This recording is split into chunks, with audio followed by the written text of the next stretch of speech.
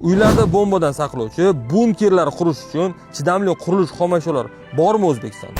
Dunyoda shunaqa tahlikali vaziyatda odamlar uyda bunker qurish haqida o'ylashni boshladi. Akali-kelinlar maslagiga mana shu video davomida bunkerlar o'zi nimadan quriladi, ichida nimalar bo'ladi va dunyodagi eng katta bunkerga nechta odam sig'ish haqida ma'lumot beraman. Bunkerlar kuchli zilzila paytida yoki bo'lmasa urushlarda bombadan saqlanish uchun kerak bo'ladi. Bunkerlar ichida suv va yeb ichish uchun ovqat va havo sirkulyatsiyasi uchun nasos kerak bo'ladi.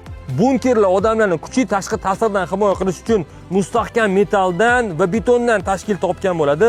Uni issiq sovuqni nazorat qilish uchun to'g'ri materialdan izolyatsiya qilingan bo'lishi kerak. 1970-yildan boshlab bunkerlarni polistirol bloklar bilan izolyatsiya qilish yo'lga qo'yilgan ekan. 1972-yildan boshlab Norvegiya, Yaponiya va Amerika Qo'shma Shtatlarida polistirol blok mahsulotlarini izolyatsiya sifatida qurilishda ishlash boshlangan ekan.